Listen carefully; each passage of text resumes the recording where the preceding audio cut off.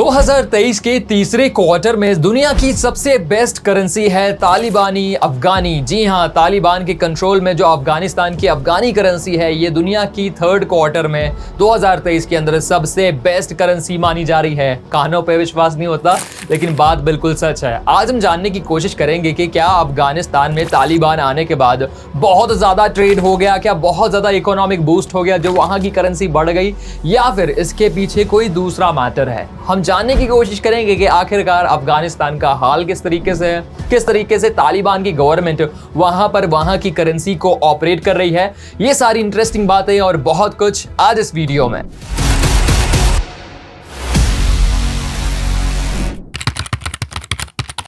तो जैसे कि मैंने आपको बताया कि किस तरीके से 2023 के थर्ड क्वार्टर के रिजल्ट बताते हैं कि दुनिया भर में बेस्ट परफॉर्मिंग करेंसी अफगानिस्तान की अफगानी करेंसी है। उसमें 9% का एप्रिसिएशन आया है और ओवरऑल 2023 के अंदर 14% का एप्रिसिएशन आया है। आप बिल्कुल सही समझ रहे हैं कि अफगानिस्तान में तालिबान का शासन है और जो रूल तालिबान बनाता है वही रूल वहां पर माना जाता है, यानी कि डेमोक्रेसी की ऐसी की तैसी, वहां पर कोई रूल ही नहीं है, जो भी तालिबान कहता है वही होता है। लेकिन इतने सारे पॉलिटिकल टर्मोइल के बीच में अफगानिस्तान की करेंसी इतना बेहतरीन परफॉर्म कैसे कर रही है? क्या तालिबान में बहुत बड़े बड़े इकोनॉमिक स्कॉलर्स हैं जो इसमें हेल्प कर रहे हैं? जानने की कोशिश करते हैं कि इसके पीछे के मेन रीजन क्या रह रहे हैं।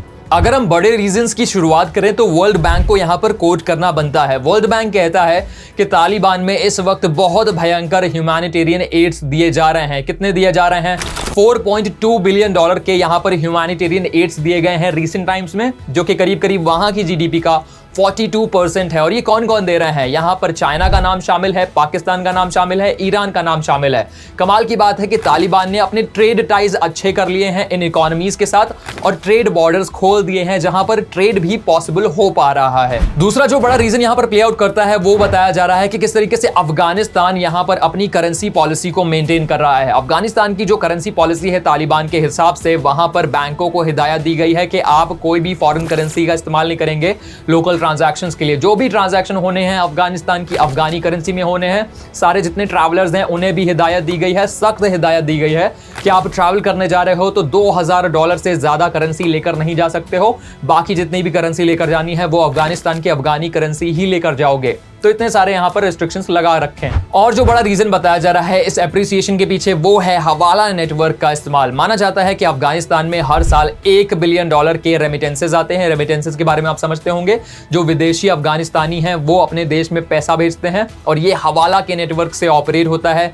फॉर्मल बैंकिंग सेक्टर में जाता नहीं है, बैंक से पैसा लीक नहीं होता, जिसकी वजह से ये सारा पैसा यहां पर रिजर्व की तरीके रखा जाता है। एक और जो रीजन यहां निकलकर सामने आ रहा है वो काफी इंटरेस्टिंग है, जहां पर बताया जाता है कि एक तरीके से अफगानिस्तान को ज्यादा नेशंस के साथ ट्रेड करना नहीं है, इसलिए डॉलर आउटफ्लो तो होगा ही नहीं, क्योंकि अमेरिका ने यहां पर बैन लगा रखा है, यूरोप की कंट्रीज ने सैंक्शंस लगा रखे हैं, इसलिए अफगानिस्तान के साथ ये लोग तो ट्रेड करते नहीं, डॉलर का आउटफ्लो होगा नहीं और यहां पर जो भी ये गुड्स एंड सर्विसेज प्रोड्यूस करते हैं उसको लोकली ही कंज्यूम कर ले रहे हैं, जिसकी वजह से यहां पर लोकल करेंसी का ज्यादा चलन हो रहा है। और यही एक रीजन है जिसकी वजह से लोकल करेंसी बहुत ज्यादा एप्रिशिएट कर रही है। लेकिन इन सारी बातों का ये मतलब बिल्कुल भी मत लगा लीजिए कि अफगानिस्तान में या फिर वहां की तालिबानी इकोनॉमी में सब चंगासी। बड़े रीजंस हैं, क्योंकि भाई अमेरिका और यूरोप के जो सैंक्शंस है ना, ये कमर तोड़ने वाले हैं। इसके पीछे का रीजन मैं आपको बताता हूं।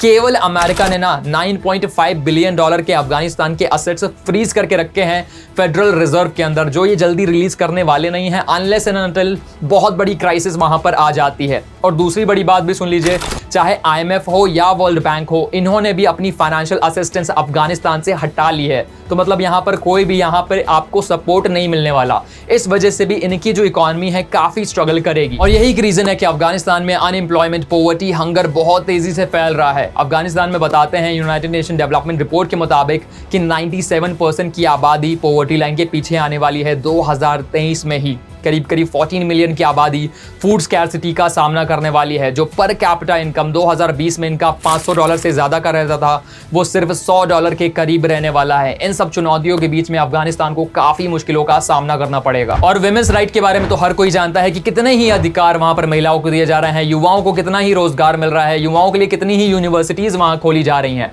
इन सब लूप होल्स का इस्तेमाल करके इस्लामिक स्टेट जैसे टेररिस्ट ऑर्गेनाइजेशन बहुत आसानी से रास्ता बना लेते हैं और अपने नाकाम मंसूबों को अंजाम देने के लिए वहां की आम जनता का इस्तेमाल करते हैं और उन्हें परेशान करते हैं। वैसे WTO का कहना है कि आगे चलकर 2023 के बाद इनकी जो इकोनॉमी है वो धीरे से रिबाउंड करेगी 1.9% की रफ्तार पे, लेकिन ये कब कैसे होगा अभी किसी को कुछ भी साफ नहीं है। और यूएस के जो सैंक्शंस हैं, यूरोप के जो सैंक्शंस हैं, ये सब तो अभी बने ही हुए हैं। आई होप आपको समझ में आया होगा कि ये जो करेंसी के एप्रिसिएशन का दिखावा है ये सब कुछ नहीं है, असलियत जो अफगानिस्तान में है वो बहुत ज्यादा भयावह है। क्या लगता है आपको इन एनालिसिस के बारे में, बता सकते हैं कमेंट पे। वीडियो पसंद आया, एनालिसिस अच्छी लगी तो इसे लाइक कर सकते हैं, ज्यादा से ज्यादा लोगों तक इसे शेयर कर सकते हैं। हमारे टेलीग्राम से भी जुड़िए जहां बड़ी बिजनेस इनसाइट्स इसी तरह से हम पोस्ट करते रहते हैं। मिलेंगे अगली वीडियो में, तब तक के लिए शुक्रिया, गुड बाय, टाटा, जय श्री श्याम।